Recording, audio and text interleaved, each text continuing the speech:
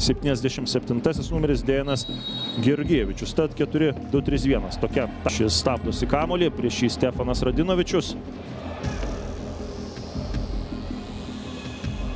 Perdavimas arčiau vartų, Benšaibas ir jos smūgis yra blokuojamas. Vilius Armalas Indžioja Abdelų Kaderų, bet vis dėlto paaiškėjo, jog Indžioja Abdel yra jo pavardė. Dabar Popescu smūgis.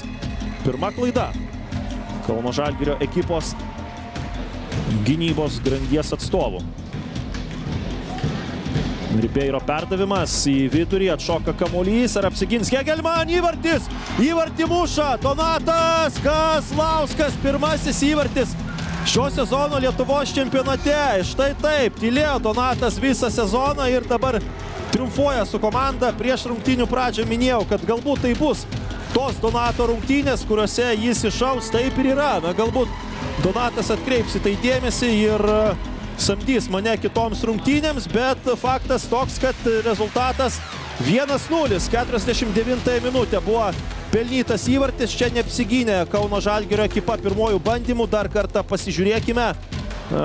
Na, ten galėjo tiek jūs atsidūrė pačioje geriausioje vietoje ir taip smeigė kairę koją kamuolį į vartus, jog vartininkų šansų nebuvo. Dabar Jurjonas veržiasi į priekį, Benšaibas smūgis, įvartis, įvartis, įvartis!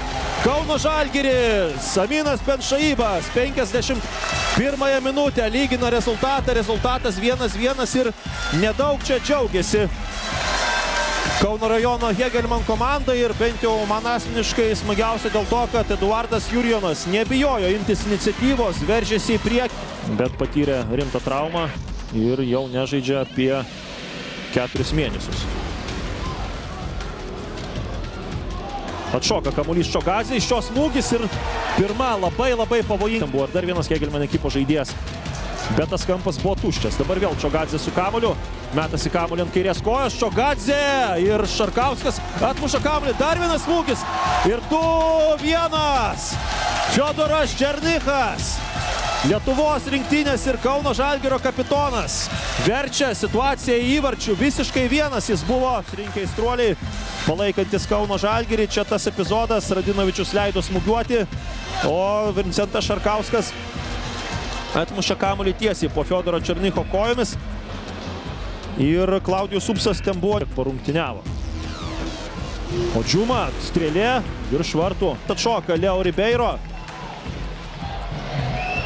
Pasitaiso savo kamuolį, perdavimas ir čia jau turėtų būti finišas. Taip ir yra. Ir Kauno Žalgirio aistruoliai triumfuoja ir Kauno Žalgiris.